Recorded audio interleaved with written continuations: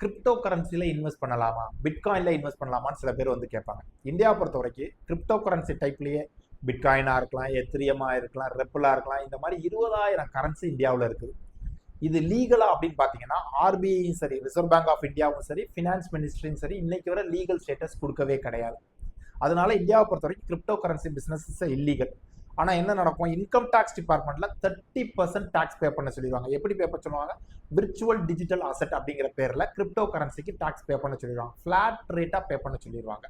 இப்போ income tax டிபார்ட்மெண்ட்டை பொறுத்த வரைக்கும் இட் இஸ் லீகலா இல்லீகலான்னு சொல்லி அவங்க பொதுவாக பார்க்கறது கிடையாது. அதே மாதிரி ஒரு கிரிப்டோ கரன்சில லாஸ் ஆயிருது அப்படின்னு பார்த்தீங்கன்னா அந்த லாஸை எந்த ஹெட்லையும் செட் ஆஃப் பண்ண முடியாது. Income tax department set off crypto currency லாஸுக்கு அட்ஜஸ்ட் பண்றது கிடையாது. அதே மாதிரி உங்க கிரிப்டோ கரன்சில ஒருத்தவங்க ஏமாத்திடுறாங்க அல்லது ஃப்ராட் பண்ணிடுறாங்க அப்படின்னா நீங்க போய் கம்ப்ளைண்ட் பண்ண முடியாது. காரணம் என்னன்னு பார்த்தீங்கன்னா கோர்ட் மூலம் அதை என்ஃபோர்ஸ் பண்ண முடிஞ்சிச்சுன்னா மட்டும்தான் அங்கே நீங்கள் போய் கம்ப்ளைண்ட் பண்ண முடியும். கிரிப்டோ கரன்சியை பொறுத்த வரைக்கும் it is not legally enforceable அப்படின்னு சொல்லிட்டு பல தடவை ஆர்பிஐ உங்களுக்கு இன்ஸ்ட்ரக்ஷன் கொடுத்துருக்கு.